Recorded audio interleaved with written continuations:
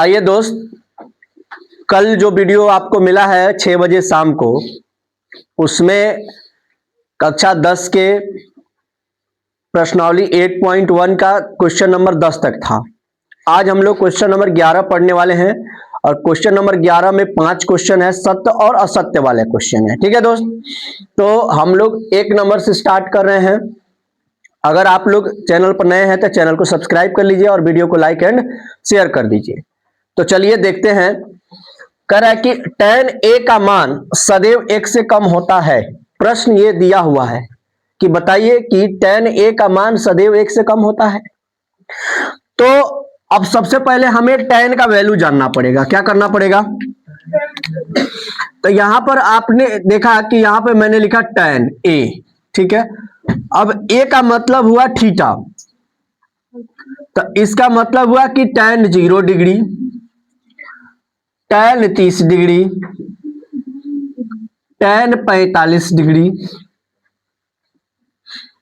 tan 60 degree और tan 90 degree. मैं यहां पर 5 त्रिकोणमितीय अनुपात लिखा हूं।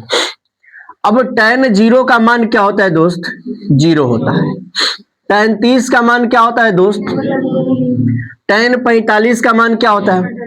tan 60 का मान क्या होता है? √3, और इसका मान होता है अपाई।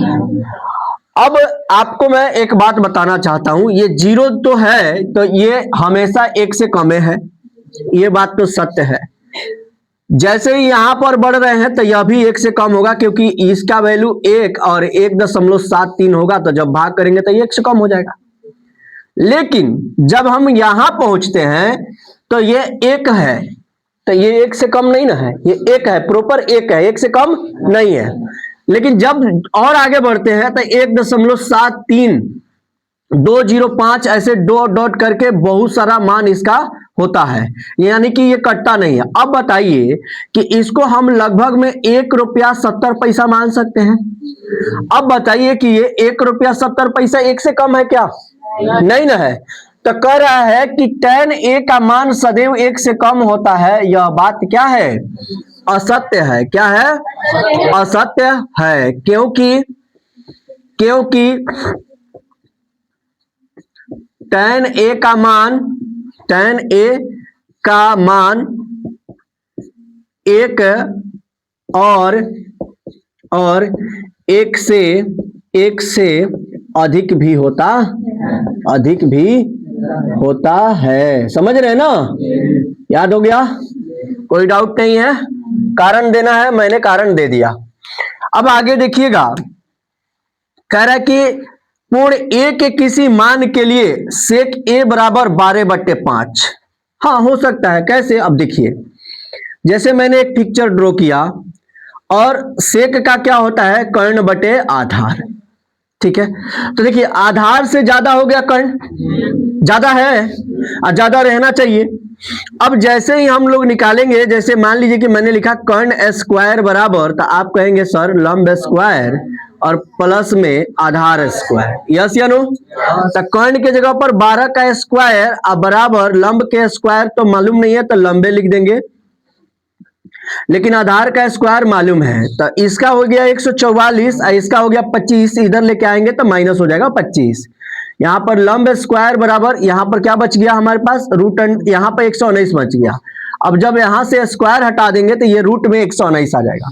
यानी कि एक वक्त ऐसा भी है कि जब लंब हमारा 119 हो रूट अंडर और आधार मेरा 5 हो, तो कर्ण मेरा क्या हो जाएगा? 12 हो जाएगा। और इस प्रकार से sec a बराबर, अगर हम यहां पर थीटा रखेंगे, ठीक है, तो sec a बराबर 12/5 हो सकता है।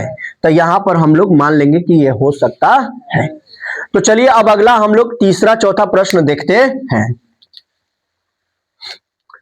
देखिएगा आगे वाला प्रश्न, यानी तीसरा प्रश्न कह रहा है कि cos a, कोण a के कोसेकेंट के लिए प्रयुक्त होता है, यानी एक संक्षिप्त रूप है। अब देखिएगा, मैं बोलूं कि cos a, इसका पूरा नाम क्या होता है? तो COSINE, कोसाइन, यस या नो? और इसका हिंदी नाम क्या होता है दोस्त? कोसाइन का, साइन का कोटि स्पर्श जया, स्पर्श जया। साइन का क्या होता है? साइन का क्या होता है? जया। और कोसाइन का क्या होता है? कोटि स्पर्श जया। गलत नहीं ना बोल रहे हैं? नहीं। देख लीजिएगा आप लोग, गलत नहीं बोल रहे। अब देखिए, इसका पूरा नाम ये होता है और इस प्रश्न में कह रहा है कि इसका संक्षिप्त रूप ये है। ये तो है किसका? कौशिक का। ठीक है, ये तो इसका संक्षिप्त रूप है, तो इसका क्या हो जाएगा? तो इसलिए यह क्या है? असत्य है। ये सब हम क्या कर दिए हैं? थ्योरी में आप लोग को पढ़ा दिए हैं। क्योंकि असत्य है, क्योंकि कॉस ए का पूरा नाम कॉस आइन होता है, इसलिए कोसाइन का संक्षिप्त रूप कॉस ए होगा, न कि कोसेकेंट का संक्षिप्त रूप कॉस। ठीक है, लिख सकते हैं, कोई डाउट नहीं है? बोलिए, आगे देखिएगा। अगर चाहिएगा तो इसे लिख भी दूंगा, लेकिन जो बोल रहा हूं उसको एक बार सुन लीजिएगा पीछे करके वीडियो को, कि देखिए इसका पूरा रूप ये होता है, इसका मतलब है कि इसका संक्षिप्त रूप ये हुआ, और इसका पूरा रूप ये होता है, तो इसका मतलब हुआ कि इसका संक्षिप्त रूप ये हुआ। लेकिन ये कह रहा है कि इसका संक्षिप्त रूप ये है, तो ये बात गलत है कि नहीं? तो ये दोनों आप केवल याद रख लेंगे तो आपको आ जाएगा। सब हम पढ़ा चुके हैं, देख लीजिएगा आप। यहां पर कॉट ए लिखा हुआ है, तो कॉट ए, कॉट और ए का गुणनफल होता है क्या? नहीं होता है। क्यों नहीं होता है? क्योंकि मैंने बताया था कि ये कॉट अकेले इसका क्या वैल्यू है जब इसके साथ थीटा आईवे नहीं करेगा। यानी कि जो ए आया है ये कोण के लिए आया है, और कॉस, कॉस हो, साइन हो, ठीक है, उसके बाद कॉसेक हो, सेक हो, कॉट हो, कुछ भी हो, इस तरह से उसका कोई काम नहीं होता है जब तक उसमें ए या थीटा नहीं आता है।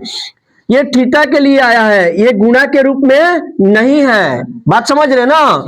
तो याद रखिएगा, और पहले भी बता चुके हैं कि ये कॉट और ए का गुणनफल कभी नहीं है। ये क्या है? असत्य है। बात बुझा रहा है? कितने लोगों को ये बात बुझा रहा है?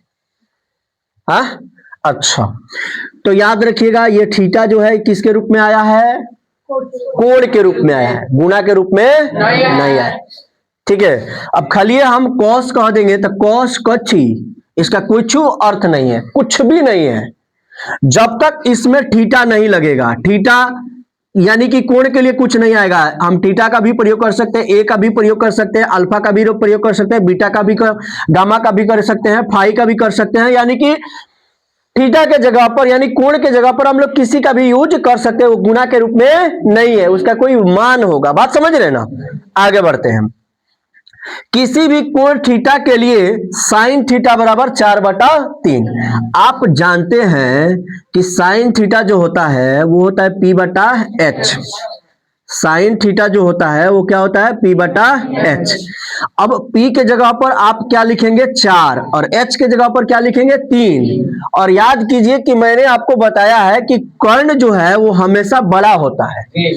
अब इस कर्ण से बड़ा लंब हो गया है, तब बताइए ये तो त्रिभुज बनाना संभव नहीं है, तो ये कैसे हो पाएगा? तो ये सत्य है कि असत्य? असत्य है, असत्य है। बात समझ गए? क्यों असत्य है?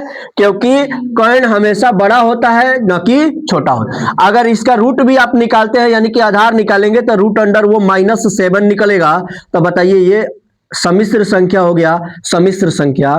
तो ये अभी तो 10th के लेवल का हाईले नहीं है, तो इसको कैसे पढ़ेंगे? तो हाई तो होता ही नहीं है, क्योंकि कर्ण हमेशा बड़ा होता है। आपको ये बात याद रखना पड़ेगा। चाहे आप पाइथागोरस त्रिक जानते हैं कि कर्ण का स्क्वायर जो होता है दोनों भुजाओं के वर्ग के योग के बराबर होता है। तो चलिए, ये हमारा 5 जो प्रश्न था 11 नंबर में, इसका वीडियो आप लोग को शाम 6 बजे तक मिल जाएगा। ठीक है, शाम 6 बजे राइट आप हमारे चैनल से जुड़ जाइए, उस समय आपको वीडियो उपलब्ध हो जाएगा। और चैनल को सब्सक्राइब भी कर लीजिए, ताकि आप पूरा मतलब 10th का मैथ्स पूरा पढ़ेंगे, इस पर कोई दिक्कत नहीं है। चलिए।